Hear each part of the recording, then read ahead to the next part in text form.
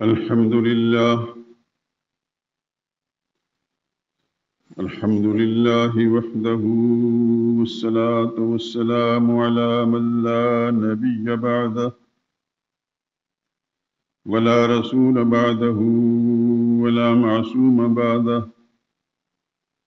أما بعد، فإن خير الحديث كتاب الله، وخير الهدي هدي محمد صلى الله عليه وسلم، وشر الأمور محدثاتها، وكل محدثة بدعة، وكل بدعة ضلالة، وكل ضلالة في النار.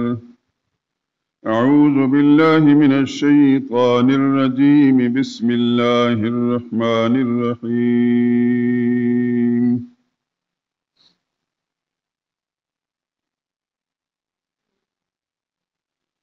قل إنني هداني ربي إلى صراط مستقيم دينا قيما ملة إبراهيم حنيفا وما كان من المشركين.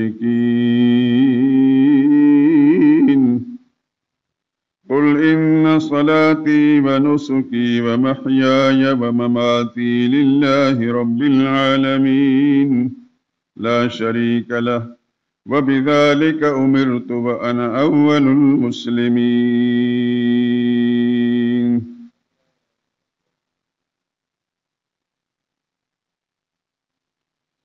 کہہ دیجئے کہ مجھے میرے پروردگار نے سیدھا راستہ دکھا دیا ہے، یعنی صحیح دین، جو مذہب ابراہیم علیہ السلام کا، جو ایک اللہ ہی کے طرفدار تھے اور مشرکوں میں سے نہ تھے۔ یہ بھی کہہ دیں کہ میری نماز اور میری قربانی اور میرا جینا اور میرا مرنا سب اللہ رب العالمین ہی کے لیے ہے، جس کا کوئی شریک نہیں، اور مجھے اسی بات کا حکم ملا ہے اور میں سب سے پہلے فرما بردار ہوں۔ سبحان ربک رب العزت عما یصفون، وسلام علی المرسلین والحمد للہ رب العالمین۔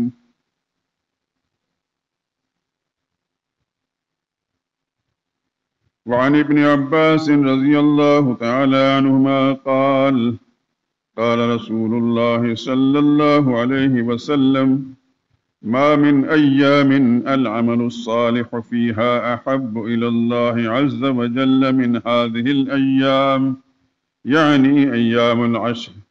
قالوا يا رسول الله ولا الجهاد في سبيل الله؟ قال ولا الجهاد في سبيل الله إلا رجل خرج بنفسه وماله ثم لم يرجع من ذلك بشيء. رواه البخاري.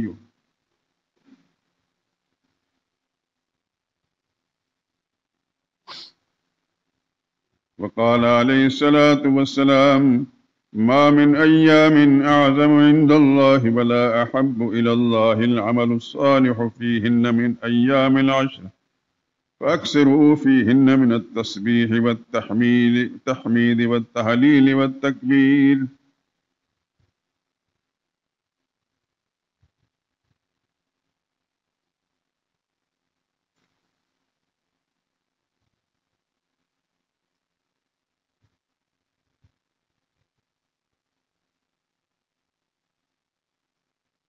وعن جابر رضي الله تعالى عنه أن رسول الله صلى الله عليه وسلم قال: أفضل أيام الدنيا على العشر، يعني 10 ذي الحجة. قيل ولا مثلهن في سبيل الله؟ قال ولا مثلهن في سبيل الله إلا رجل عفر وجهه بالتراب.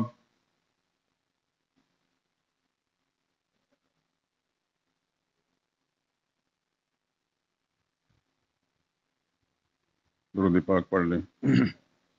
اللهم صل على محمد وعلى آل محمد كما صليت على إبراهيم وعلى آل إبراهيم إنك حميد مجيد. اللهم بارك على محمد وعلى آل محمد كما باركت على إبراهيم وعلى آل إبراهيم إنك حميد مجيد.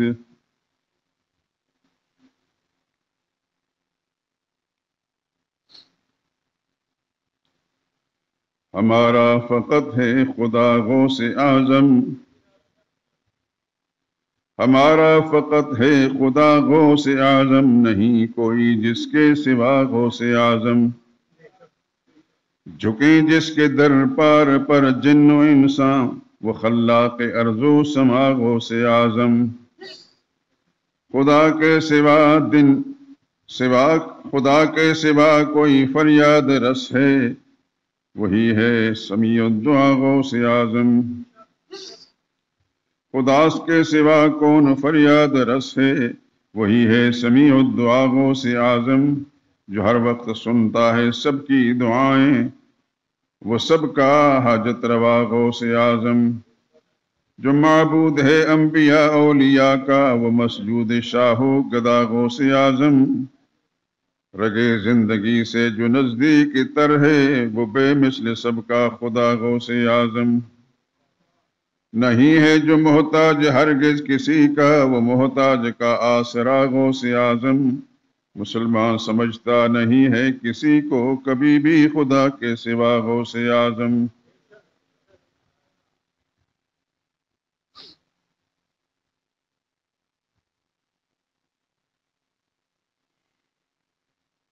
خدا ہی مددگار ہے ہر کسی کا، وہی دافع ہر بلا غوث اعظم،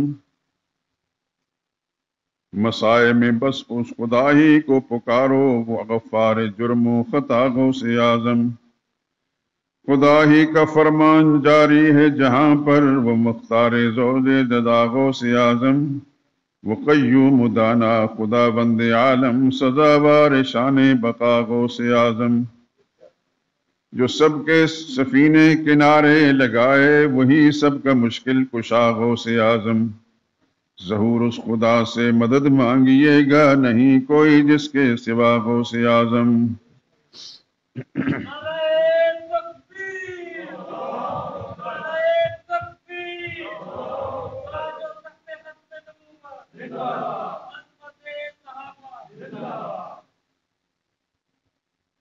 بزرگان محترم، برادران عزیز، پاکستانی تقویم کے لحاظ سے آج ذی قعدہ کی آخری تاریخ ہے، یعنی اسلامی مہینوں میں سے 11ویں مہینے کی آخری تاریخ ہے، کل سے انشاءاللہ پاکستان میں ذی الحج یعنی اسلامی مہینوں کا آخری مہینہ شروع ہو جائے گا۔ حدیث کی کتابوں کے اندر جتنے فضائل اس ماہ مبارک کے عشرہ اولیٰ کے بیان ہوئے ہیں، ایسے فضائل پورے سال کے کسی مہینے اور کسی دن کے نہیں۔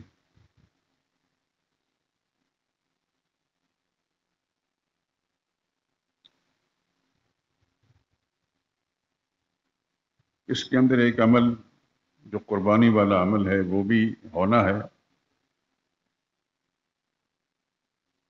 سرور کائنات صلی اللہ علیہ وسلم نے مختلف اسلوب بدل کر یہ بات بیان فرمائی کہ سارے سال کے اندر کوئی دن ایسا مقدس نہیں جو عشرہ اولیٰ ذی الحج کے دن ایام مقدس ہیں۔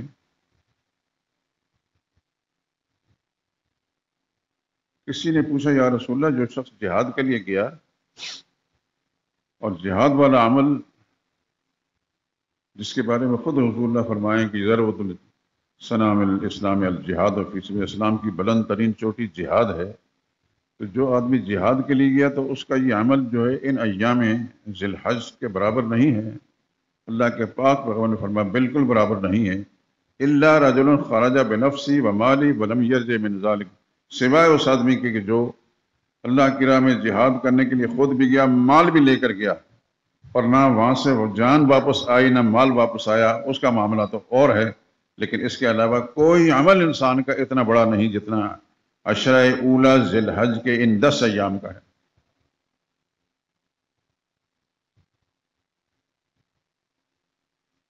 ہم لوگ آپ ہر زندگی میں کتنی دفعہ ہم نے یہ ماہ مبارک دیکھا، گزرا، لیکن شاید مجھے جہاں تک یاد پڑتا ہے ہم نے اتنا اہتمام نہیں کیا اس ماہ مبارک کا جو تقدس اللہ کے پاک پیغمبر نے بیان فرمایا ہے اس کو پیش نظر رکھ کر اس مہینے کے وہ مناقب اور فضائل حاصل کرنے کی کوشش نہیں کی جو ہیں۔ دیکھیے ابھی حدیث کا جملہ آپ نے سنا کہ اللہ کی راہ میں جہاد کرنا جو اسلام کی بلند ترین چوٹی ہے، انسان اپنی جان قربان کر دیتا ہے۔ تو پوچھا کہ یا رسول اللہ یہ جہاد والا عمل بھی اس کے برابر نہیں؟ تو آپ نے فرمایا ہاں، سوائے اس آدمی کے کہ جو گیا خود جہاد میں مال لے کر گیا،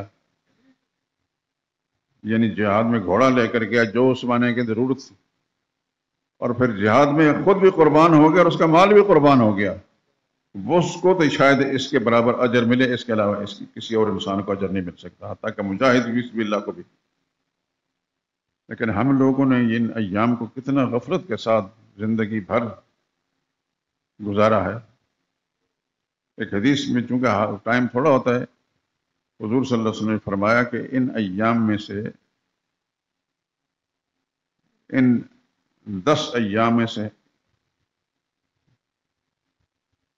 پہلے ذی الحج سے لے کر 8 تک ہر دن 1,00,000 دن کے برابر ہے۔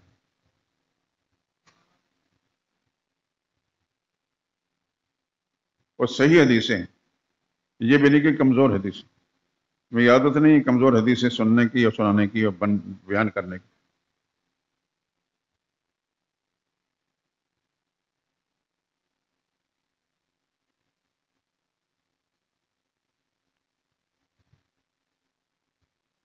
آخر کوئی تو وجہ ہے میرے دوستو،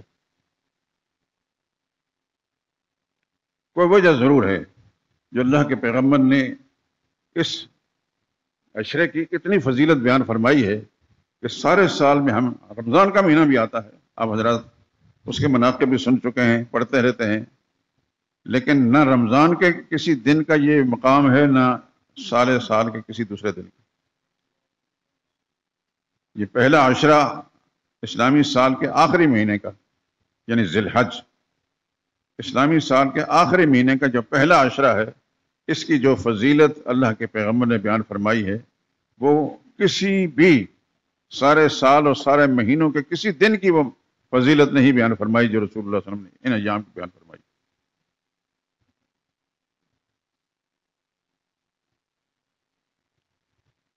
اور اتفاق کی بات ہے، یا اس کو کہہ لیجئے کہ ہماری خوش بختی اور خوش نصیبی ہے کہ ابھی چند گھنٹوں کے بعد وہ گھڑیاں شروع ہونے والی۔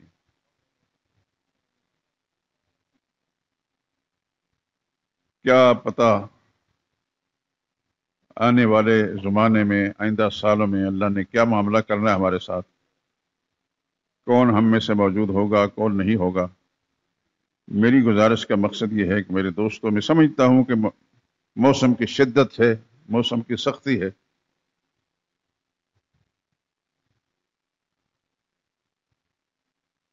لیکن وہ بھی تو لوگ تھے جو محمد مصطفیٰ صلی اللہ علیہ وسلم کے ساتھی تھے، ان کو وہ سہولتیں نہیں تھیں جو مجھے اور آپ کو میسر ہیں۔ وہ سوچ سکتا کہ اس زمانے میں ایسی ہوتے تھے، ایئر کنڈیشن کمرے ہوتے تھے، ایئر کنڈیشن گاڑیاں ہوتی تھیں،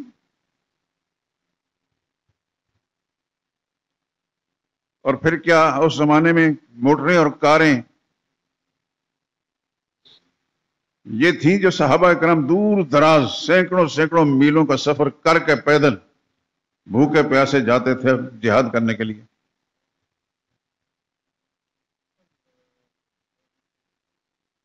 تھوڑا سا انسان تنہائی کے اندر بیٹھ کر سوچے، میرے سمیت ہم سب کے لیے ایک ہی حکم ہے،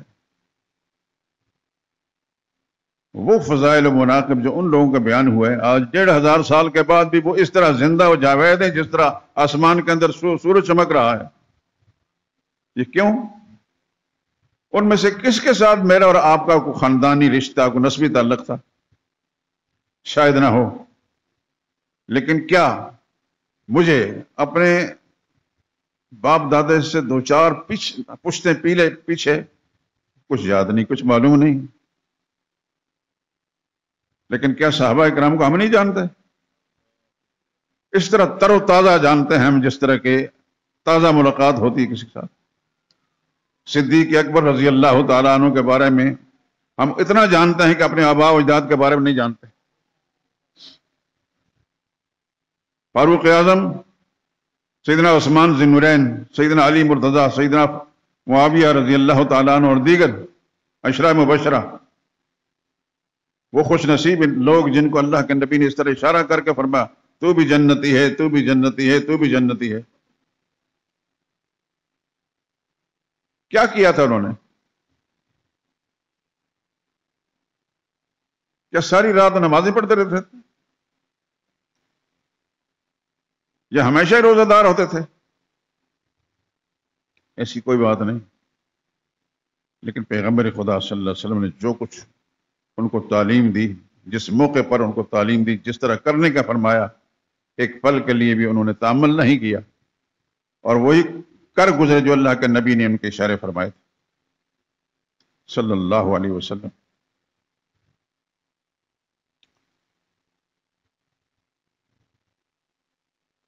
دیکھیے کہ عجیب لوگ تھے۔ کبھی میں سوچتا ہوں تو میں حیران ہی رہتا ہوں، ورطہ حیرت میں گم ہو جاتا ہوں۔ سیدنا عثمان ذی النورین رضی اللہ تعالیٰ عنہ جو رسول اللہ صلی اللہ علیہ وسلم کے تیسرے خلیفہ ہیں،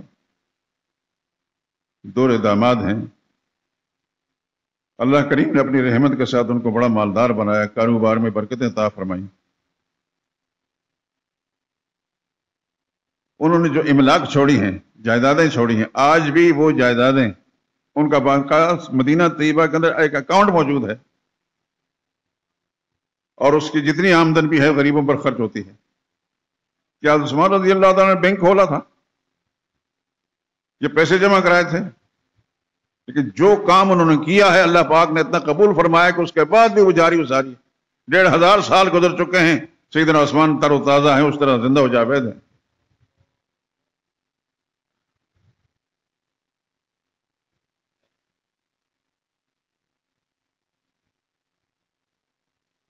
اور یہ وہی عثمان ہیں، نہ صرف کہ رسول اللہ صلی اللہ علیہ وسلم کے دور داماد ہیں، کہ حضور صلی اللہ علیہ وسلم کی دوسری صاحبزادی کا جب انتقال ہوا، آپ کو نام تو معلوم ہوگا، سب حضرات کو نام معلوم ہے، جو سیدنا عثمان رضی اللہ تعالی عنہ کی دوسری زوجہ مطہرہ اور سرور کائنات صلی اللہ علیہ وسلم کی صاحبزادی تھی۔ میں سب دوستوں سے جو پیچھے بیٹھے ان سے پوچھتا ہوں کیا نام تھا؟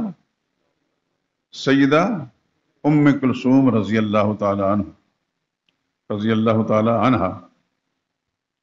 اور ان سے پہلے جو رسول اللہ صلی اللہ علیہ وسلم کی صاحبزادی حضرت عثمان کے نکاح میں تھی، ان کا نام سیدہ رقیۃ الزہرا رضی اللہ تعالی عنہ۔ جب دوسری صاحبزادی جو رسول اللہ صلی اللہ علیہ وسلم کی تھی حضرت عثمان کے زوجیت میں، ان کا انتقال ہوا تو عثمان پھر افسردہ رہنے لگے کہ حضور سے جو رشتہ تھا وہ ختم ہو گیا۔ اللہ اکبر۔ حضور نے فرمایا کہ میری 40، ایک روایت کے 100 بیٹیوں کا ذکر آتا ہے، ایک میں 40 کا ذکر آتا ہے، ہوتی تو میں یکے بعد ہی عثمان کے نکاح میں دیتا رہتا۔ کیا تھے عثمان؟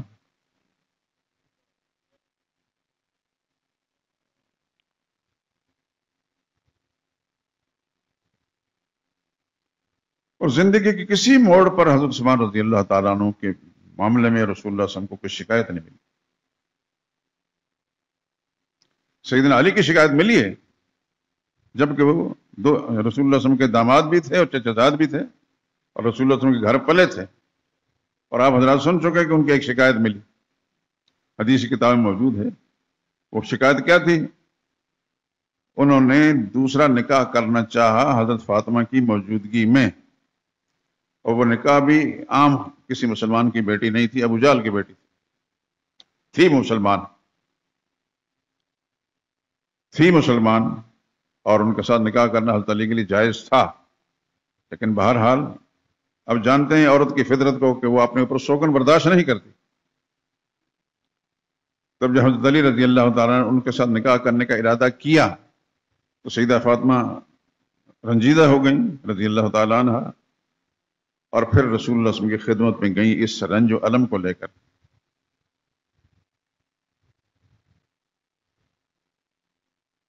اور ساری داستان بیان فرمائی تو نبی کریم صلی اللہ علیہ وسلم نے خطبہ ارشاد فرمایا مسجد نبوی کے اندر، جیسے عام طور پر خطبہ ارشاد فرماتے تھے۔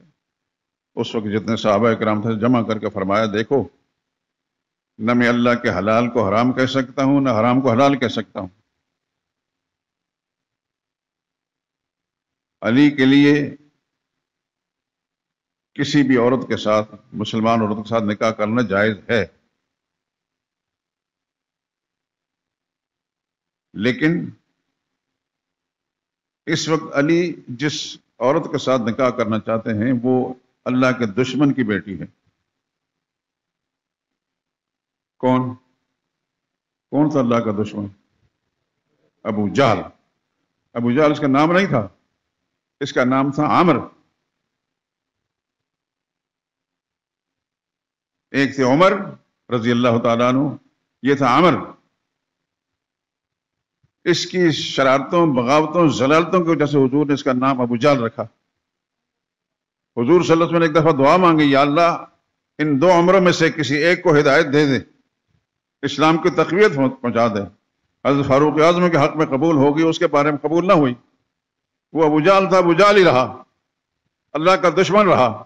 لیکن بیٹی کو اللہ نے ہدایت دے دی، مسلمان ہو گئی، تو اس کے ساتھ حضرت علی رضی اللہ تعالیٰ نے نکاح کرنا چاہا تو سیدہ فاطمہ رنجیدہ ہوئی، ناراض ہوئی، حضور تک شکایت پہنچی۔ نبی کریم صلی اللہ علیہ وسلم نے خطبہ ارشاد فرمایا کہ دیکھیو میں حلال کو حرام نہیں کہہ سکتا، علی اس کے ساتھ نکاح کرنا چاہتے حلال ہے، حرام کو حلال نہیں کہہ سکتا، حلال کو حرام نہیں کہہ سکتا، لیکن وہ خاتون جو ہے اللہ کے دشمن کی بیٹی ہے اور فاطمہ اللہ کے نبی کی بیٹی ہے۔ ایک گھر کے اندر خدا کے نبی کی بیٹی اور خدا کے دشمن کی بیٹی نہیں رہ سکتی۔ علی نے اگر اس کے ساتھ شادی کرنی کرے بلا شبہ، لیکن میری بیٹی کو فارغ کر دے۔ اس پریشانی کی کیفیت کو دیکھ کر سیدنا علی رضی اللہ تعالیٰ عنہ ابو جہل کی بیٹی کے ساتھ نکاح کرنے سے رک گئے۔ اس موقع پر رسول اللہ صلی اللہ علیہ وسلم نے ایک بات فرمائی، اور آپ حضرات یاد رکھیں اس کو۔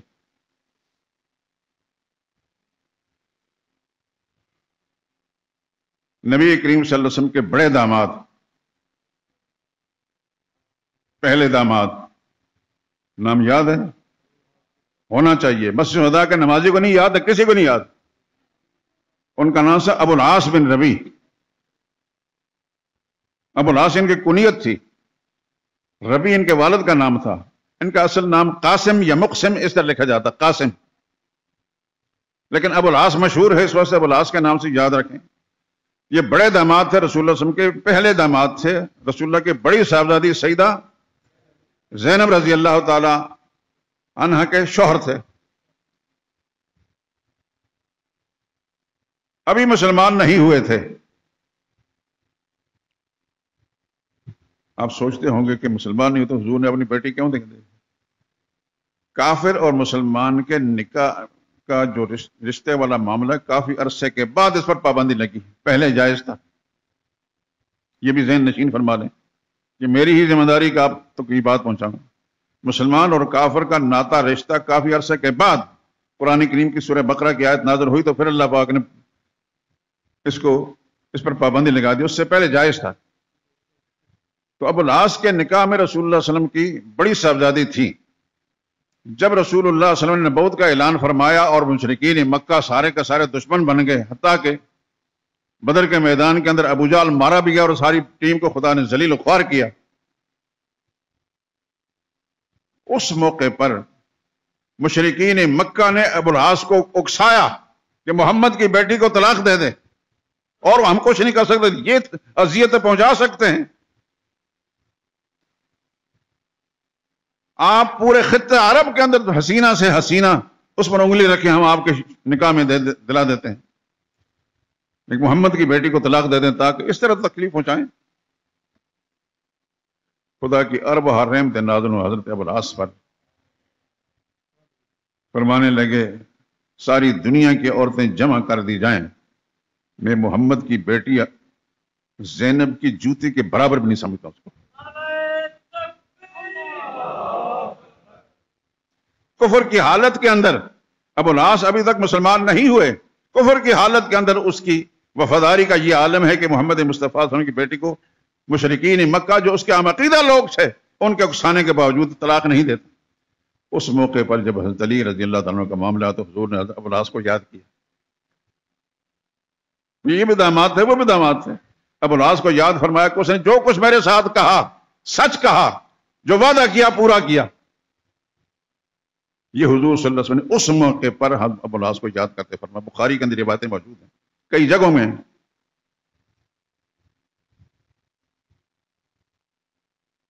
پھر بات یہ کر رہا تھا کہ صحابہ اکرام رضوان اللہ علیہم اجمعین صدیاں گزر چکی ہیں، آج بھی ہمارے ذہن میں تر و تازہ ہیں۔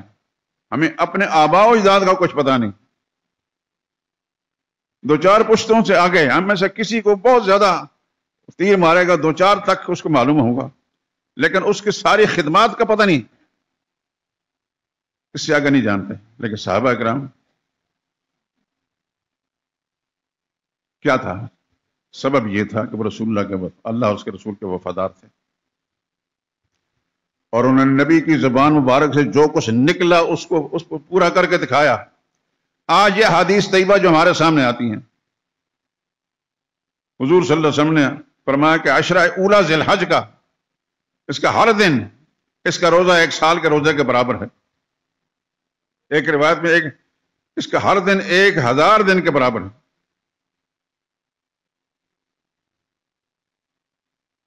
اور 9ویں تاریخ کے بارے میں فرمایا کہ 1 سال گزشتہ، 1 سال آئندہ کے گناہوں کی معافی کا سبب بنتا ہے۔ اب یہ حدیث ایسی جس کا کوئی انکار نہیں کرتا، نہ کر سکتا ہے، لیکن کیا میں یہ اصل عرض یہ کر رہا ہوں کہ میں اور آپ، ہم واقعتاً ان احادیث طیبہ پر ہمارا عمل ہے، یا ہم ایمان رکھتے ہیں، یا اس کے مطابق ہم نے زندگی کا راہ عمل مرتب کیا ہے؟ یہی کہیں گے نا کہ سخت گرمی ہے، لیکن صحابہ کرام کے لیے گرمی نہیں تھی۔ آج پنکھے موجود ہیں، صحابہ کرام کے پاس پنکھے موجود نہیں تھے۔ صاحب حیثیت لوگوں کے پاس ایسی موجود ہے، ان کے پاس وہ سوچ بھی نہیں سکتے تھے۔ نبی کی زبان سے نکلا ہے کہ فلاں طرف جانا ہے، پھر ایک پل کے لیے انہوں نے سوچا بھی نہیں کہ ہم کریں یا نہ کریں۔ اس سے پہلے میں کسی موقع پر ایک واقعہ اس کی طرف اشارہ کر چکا ہوں آپ کو، غزوہ احزاب جس کو خندق بھی کہتے ہیں۔ اس سے واپس رسول اللہ صلی اللہ علیہ وسلم مدینہ طیبہ میں پہنچے۔ آپ حضرات میں سے جو حرمین شریفین کی زیارت سے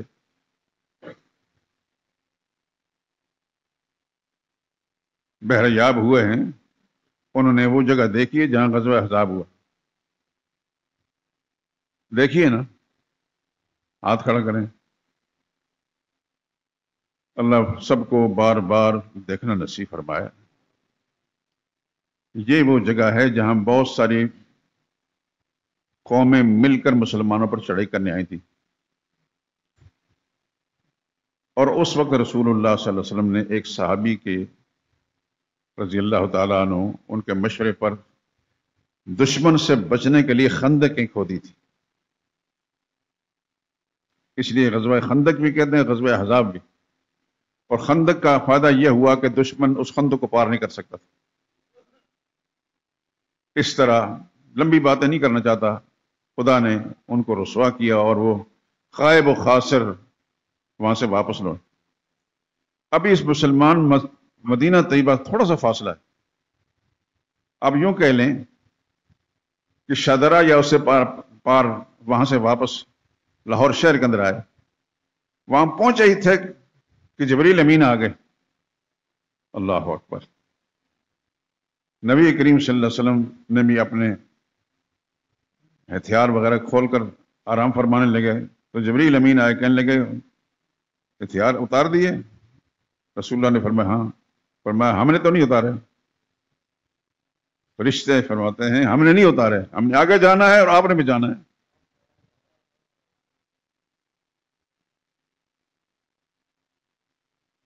اور پھر رسول اللہ صلی اللہ علیہ وسلم نے صحابہ کرام کو حکم دیا، گئے۔ اللہ کے ہر کام میں کوئی حکمت ہوتی ہے، اور پھر اللہ کریم نے صحابہ کرام کو فتح سے ہمکنار کیا، اور علاقے کا جو بڑا سردار تھا، بعد میں اس کو اللہ نے صحابیت کے شرف سے بہرور فرمایا، حضرت حارث جو رسول اللہ کے سسر بھی بنے، ان کی بیٹی حضرت جویریہ رسول اللہ صلی اللہ علیہ وسلم کی زوجہ مطہرہ بنی۔ یہاں یہ بات میں چلتے ہوئے کہہ دیتا ہوں کہ بہت سارے لوگوں کو یہ پتا ہے کہ شاید رسول اللہ صلی اللہ علیہ وسلم کے سسر 3 آدمی تھے، سیدنا بکر صدیق، سیدنا فاروق اعظم اور سیدنا ابو سفیان رضی اللہ تعالیٰ عنہ۔ لیکن ایک بات اور ذہن چن رہا ہے کہ حضرت حارث بھی تھے۔ میں اکثر مطالعہ کرتا رہتا ہوں کتابوں کا، تو کوئی نہیں ذکر کرتا اس کا۔ سیدہ جویریہ کے والد حضرت حارث یہ مسلمان ہو گئے تھے۔ خیر، بات کر رہا ہوں کہ صحابہ اکرام کا یہ معاملہ کہ ادھر پیغمبر نے فرمایا کہ اللہ کا حکم آ گیا کہ جو تم نے تھک ہار کے ہتھیار کھولیں، پھر ہتھیار بند ہو جانا ہے اور بنو قریظہ میں پہنچنا ہے۔ تم میں سے عصر کی نماز بنو قریظہ میں جا کر پڑھنا چاہیے۔ لا یصلی ان احد الا فی بنی قریظہ۔ اور صحابہ اکرام کی خدا کی کروڑوں رحمتیں نازل ہوں، اٹھے تھکے ہارے ہیں، کیا کیا کیفیت ہے ان کی، پھر اللہ کے نبی کے حکم پر گئے اور اللہ نے فتح سے ہمکنار کیا۔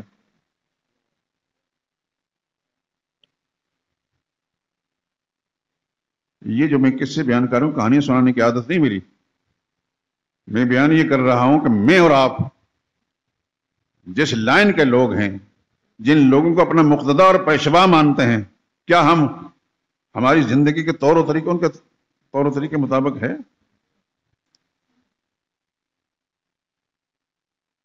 یہ ذی الحج کا جو مہینہ کل شروع ہونے والا، آج ابھی میں نے قربانی کا مسئلہ نہیں بیان کرنا، صرف ذی الحج کی طرف آپ کی توجہ دلانی کہ یہ ایام بہت اعلیٰ ہے۔ اللہ کے پاک پیغمبر نے پورے سال کے کسی دن کے بارے میں اتنی فضیلت اور منقبت بیان نہیں فرمائی جتنی ان دنوں کے بارے میں۔ اللہ کرے کہ مجھے بھی یہ سمجھ میں آ جائے اور آپ کو بھی سمجھ میں آ جائے اور ہم اس سے استفادہ کرنے والے بن جائیں۔ اللہ نے جن کو ہمت دی ہے، توفیق دی، وہ روزہ رکھیں، 1 سال کے روزے کے برابر۔ ایک روزہ 1 سال کے روزے کے برابر اللہ کا نبی نے فرمایا۔ آخر ہم جب کہیں کسی سفر میں جاتے ہیں، کھانا نہیں ملتا تو روزہ ہی ہو جاتا ہے، وہ مجبوری کے ساتھ ہوتا ہے۔ شعوری طور پر روزہ رکھیں تو پھر اللہ کے ہاں کیا اس کا مرتبہ مقام ہوگا۔ اور جن لوگوں کو خدا تعالی نے وسائل دیے ہیں، محنت مزدوری نہیں کرتے، دھوپ کے اندر نہیں جاتے، وہ تو یہ کام کر سکتے ہیں۔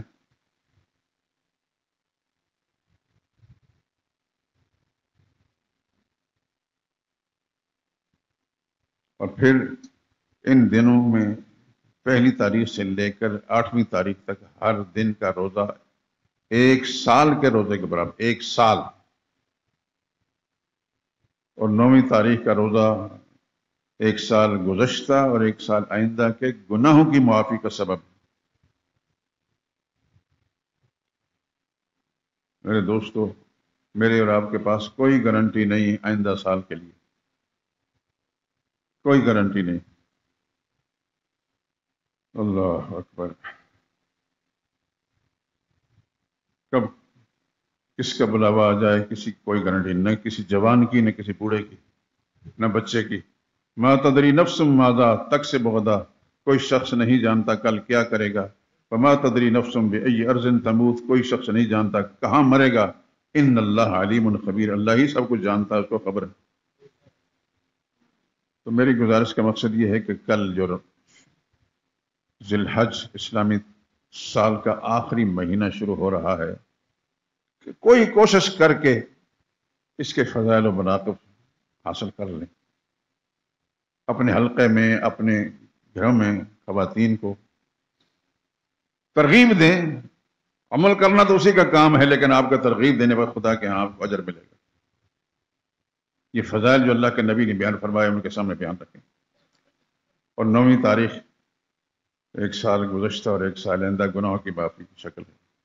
اور 10ویں تاریخ کو آپ جو قربانی کریں گے، اللہ سب کو توفیق دے، رزق حلال وافر مقدار میں دے، اور اللہ سب کو قربانی کرنے کی توفیق دے۔ اس قربانی کے جانور کے بدن پر ایک ایک بال کے بدلے میں اللہ آپ کو نیکیاں دیں گے۔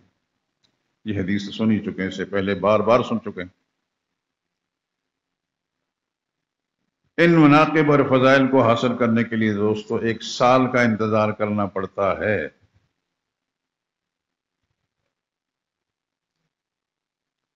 دیکھیے اللہ تعالیٰ کی عبادات کا نظام بڑا عجیب ہے۔ ذکر اذکار آپ ہر لمحہ ہر پل کر سکتے ہیں۔ سبحان اللہ، الحمدللہ، لا الہ الا اللہ، اللہ اکبر، سبحان اللہ وبحمدہ، سبحان اللہ العظیم، یہ چلتے پھرتے اٹھتے بیٹھتے ہر وقت کر سکتے ہیں۔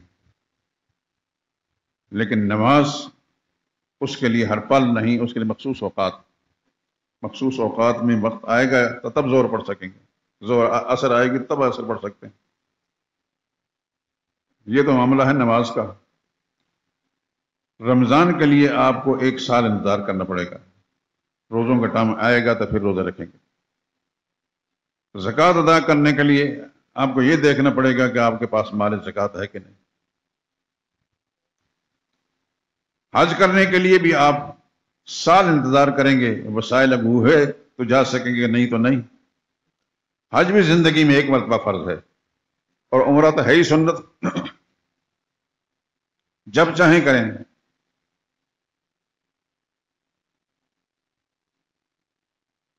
اور قربانی کا معاملہ بھی ہے کہ سال کے بعد مخصوص ایام، یہ ذی الحج کے 10، 11 اور 12 ان کے اندر قربانی کر سکتا ہے۔ نہیں کی تو پھر آئندہ سال کے انتظار کریں، کون جانتا ہے کہ اس کو موقع ملے گا کہ نہیں ملے گا۔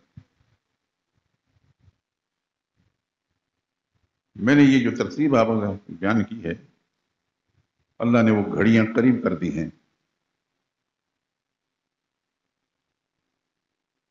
بات آج ایسی نہیں چل رہا، خراب ہے، لائٹ نہیں ہے۔ اللہ سے دعا کریں ہمارے اس حکومتی نظام میں جو لوگ اوپر کی سطحوں پر موجود ہیں، اللہ ان کو ہدایت دے دے۔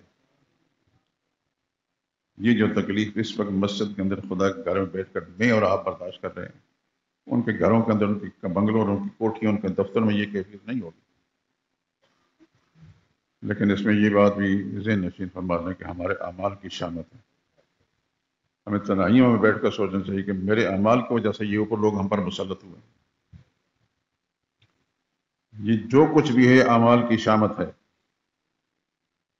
ان کو کوئی احساس اس بات کا نہیں ہے کہ جن لوگوں سے ووٹ لے کر ہم اقتدار کی کرسیوں پر بیٹھتے ہیں ان کو بھی تکلیفیں ہوتی ہیں، ان کے بھی احساسات ہیں، جذبات ہیں، لیکن بے شرم کی کون شرم دلا سکتا ہے؟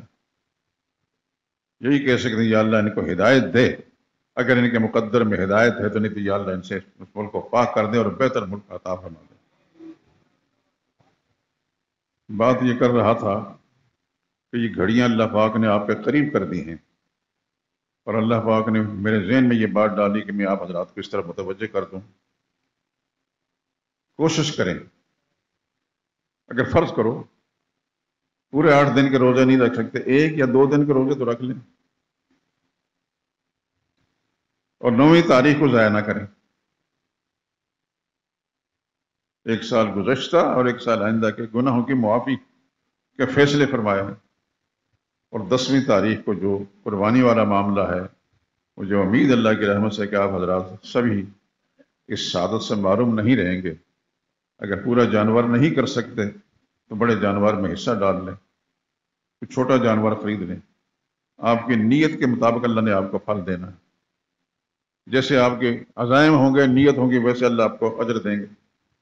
لیکن ایک بات یہ یاد رکھیں کہ بہت سے لوگ ایسے ہیں کہ وہ پورا جانور خریدتے ہیں، بڑا جانور خریدتے ہیں، پھر اس کی نمائش کرتے ہیں۔ بعض تو بکرا خرید کر اس کے بدن پر کپڑے ڈال کر گلی گلی پھیرتے ہیں، اور بڑوں کی طرف سے باقاعدہ بچوں کو ہدایت ہوتی ہے کہ فلاں فلاں علاقے میں پھیلا کر لاؤ تاکہ لوگوں کو پتہ چلے کہ فلاں قربانی کر رہا ہے اور اس جانور کر رہا ہے۔ یہ سب غلط ہے میرے دوستوں، معاملہ خدا کے ساتھ ہے۔ اپنے معاملات کو ریاکاری سے، دکھلاوے سے بچائیں۔ ریاکار کا کوئی عمل بھی خدا کے ہاں قبول نہیں، خدا ہمارا محتاج نہیں ہے، ہم محتاج ہیں۔ بس یہ بات ذہن نشین فرما لیں کہ دکھلاوے سے، ریاکاری سے بچنا ہے، اس حد تک کہ جس ہاتھ سے آپ کسی کو دیتے ہیں آپ کے دوسرے ہاتھ کو پتہ نہ چلے، اور آپ حضرات بھی بہت سے ایسے لوگوں کو جانتے ہوں گے، اور ہم بھی جانتے ہیں، آج بھی ایسے خوش نصیب لوگ موجود ہیں جن کو اللہ نے یہ جذبہ عطا فرمایا ہے کہ ریاکاری سے بچتے ہیں۔ اللہ آپ کو اپنی رحمتوں سے نواز دے، اور جو قربانی اور اس والے عمل یا دیگر حسنات ہیں، نیکیاں، اللہ پاک وہ کرنے کی توفیق نصیب فرمائے اور ریاکاری سے خدا بچائے۔ پچھلے جمعے اس طرف میں نے توجہ آپ کی مبذول کرائی تھی، آج پھر یاد دہانی کرا دیتا ہوں۔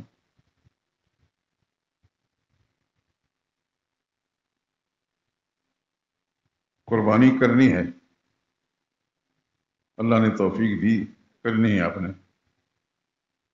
اللہ توفیق دیے رکھے اور قبول بھی فرما لے، لیکن قربانی کو قربانی سمجھیں، اپنے گھر کا گوشت نہیں۔ قربانی سب سے پہلے تو انسان اپنے جذبات کی قربانی دیتا ہے۔ جیسے رسول اللہ صلی اللہ علیہ وسلم سے پوچھا گیا یہ قربانیاں کیا ہیں؟ فرمایا تمہارے باپ ابراہیم کی سنت ہے۔ ابراہیم علیہ السلام نے اپنے بیٹے کو ذبح کرنے کے لیے لٹایا تھا، ہم تو اپنے بیٹے کو نہیں لٹاتے، ہم تو کسی بکرے چھترے کو لٹاتے ہیں۔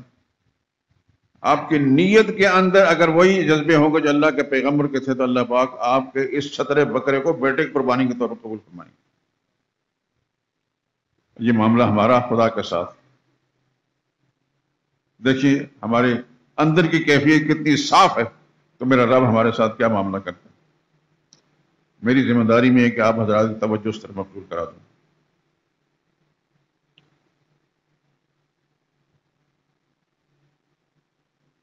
قربانی کرنی ہے، جن کو خدا نے صاحب ثروت بنایا ہے وہ اس طرح قربانی کریں کہ اپنے حلقے میں، اپنے عزیزوں میں، اپنے رشتہ داروں میں، اپنے واقفکاروں میں، دور رہتے ہیں یا نزدیک، کوشش کریں کہ ان تک یہ گوشت پہنچائے۔ جو سارے سال گوشت سے معروم ہیں، نہیں کھا سکتے، نہیں دیکھ سکتے، آپ کی اس قربانی سے انشاءاللہ عزیز وہ مستفید ہو جائیں گے۔ اور میں یہ بات اس لیے کہہ رہا ہوں کہ میرا اپنا ذاتی کو تجربہ ہے۔ ہمارے یہاں دوست نوازی تھے حاجی محمد صادق صاحب، خدا کی کروڑوں رحمتیں نازل ہونے پر چند مہینے پہلے ان کا انتقال ہو گیا۔ وہ ہر 2-3 مہینے کے بعد 2 جانور مجھے کہتے تھے منگوا کر ذبح کر کے تو لوگوں تک پہنچا دیں۔ الحمدللہ ہم کرتے رہے، غریب لوگوں تک پہنچاتے رہے، بعض جگہوں کے اندر میں خود پہنچاتا تھا۔ اب جب سے حاجی صاحب کا انتقال ہوا ہے تب سے لوگ ہم سے پوچھتے ہیں کہ وہ گوشت ہمیں نہیں ملتا۔ میں کیا کہوں، حاجی صاحب اللہ کو پیارے ہو گئے ہیں، خدا کی رحمتیں نازل ہوں۔ اللہ ہر ایک کو اس طرح کے عمل کرنے کی توفیق نصیب فرمائے جن کو خدا نے صاحب ثروت بنایا ہے۔ اس سے مجھے اندازہ ہوا کہ بہت سے ایسے لوگ ہیں کہ جو بیچارے گوشت کھانے کی ہمت نہیں رکھتے۔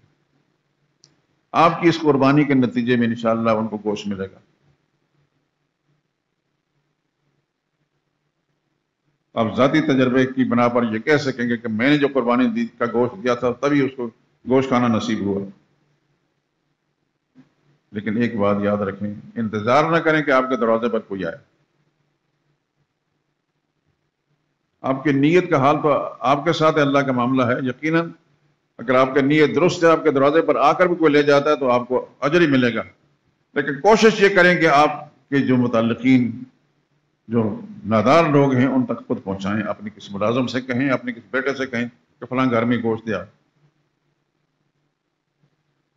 آپ کا ضمیر مطمئن ہوگا، اللہ راضی ہوں گے، اللہ برکتیں دیں گے اور وہ خوش ہو جائیں گے۔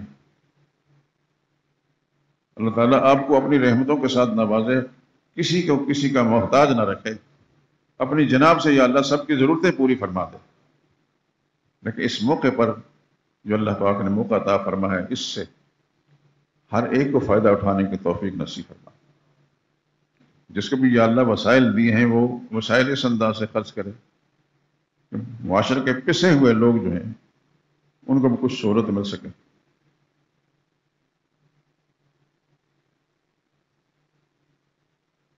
مجھے امید ہے کہ آپ حضرات نے میری یہ معروضات سن کر ایک ذہن بنایا ہوگا یقیناً، اور اس کے مطابق عمل کریں گے۔ اللہ کرنے کی توفیق نصیب فرمائے۔ میں نے اپنے احباب یہاں کے مقامی ساتھیوں کے مشورے سے، جو میرے شاگرد ہیں، دوست ہیں، ان کے مشورے سے گزشتہ کئی سالوں سے 25-30 سال ہو گئے تقریباً، یہاں بھی ہم دوست احباب جب ہمارے ساتھ شامل ہوتے ہیں، حصے ڈالتے ہیں، قربانی کرتے ہیں، الحمدللہ یہاں سے گوشت لے کر جاتے ہیں، لیکن اس کا فائدہ یہ ہوتا ہے کہ کچھ ساتھی گوشت چھوڑ جاتے ہیں، اس کی وجہ سے سارا دن غریب لوگ آتے ہیں اور گوشت ملتا رہتا ہے اور لے کر جاتے ہیں۔ میرا ضمیر مطمئن ہوتا ہے کہ میری ذرا سی کاوش سے اللہ پاک نے ان کے لیے سہولتیں پیدا کر دی ہیں۔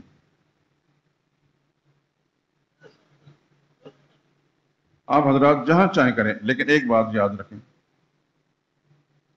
کسی جگہ بھی آپ نے حصہ ڈالنا ہے، پہلے یہ تحقیق کر لیں کہ آپ کا جو حصہ دار ہے، یعنی بڑے جانور میں 7 حصے پڑتے ہیں، وہ آپ کا حصہ دار ہے، اس کا عقیدہ ٹھیک ہے؟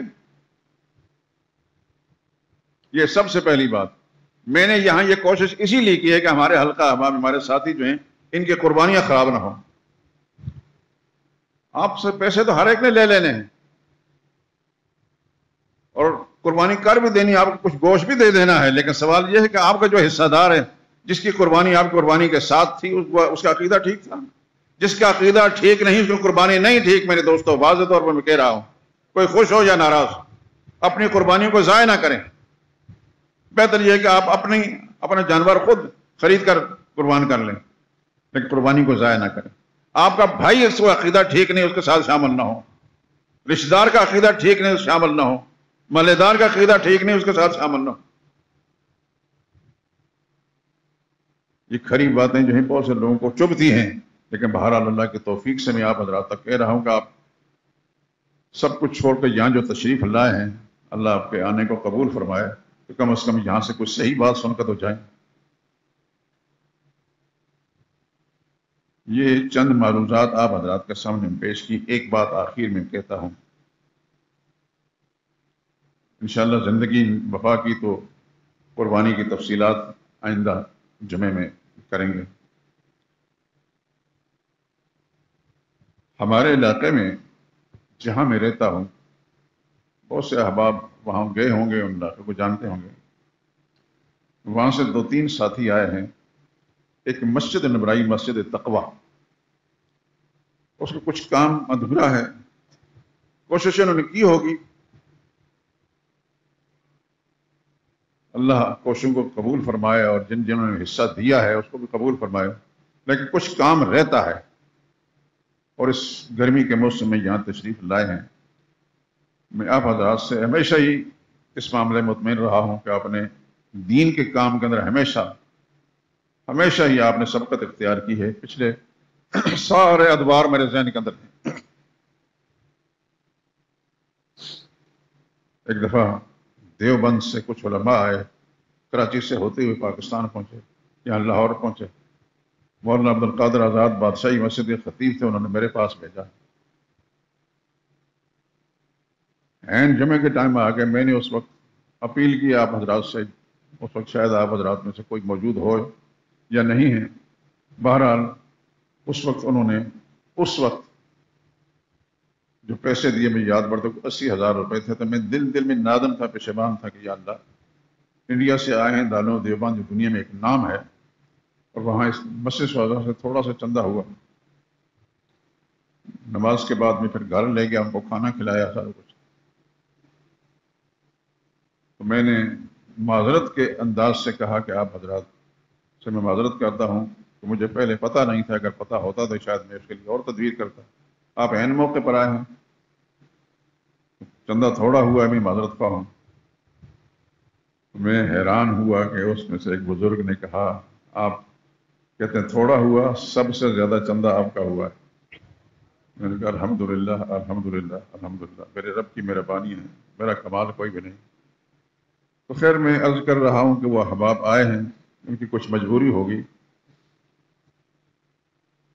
میں آپ حضرات سے اپیل کرتا ہوں، ترجیحی بنیادوں پر نماز کے بعد مسجد بن رہی ہے، مسجد اللہ کے نبی نے فرمایا من بنا مسجدا للہ بنى اللہ لہ بیتا فی الجنہ، جو اللہ کے لیے مسجد بناتا ہے، چھوٹی سی مسجد، اللہ اسے جنت میں عظیم شان محل بنائیں گے۔ تو آپ کا 1 روپیہ بھی آپ کے لیے عظیم شان محل کا ذریعہ بن جائے گا۔ جو کچھ بھی آپ ممکن ہو سکے کریں. ایک صاحب یہاں اندر بیٹھے ہوں گے، قاری صاحب تعین کر دیں گے، ایک صاحب باہر سیڑھیوں کے پاس بیٹھے ہوں گے، پتہ چل ہی جائے گا آپ حضرات کو. تو نماز کے بعد آپ حضرات ان کے ساتھ تعاون فرمائیں. اللہ آپ کے تعاون کو قبول فرمائے. وآخر دعوانا الحمدللہ رب العالمین.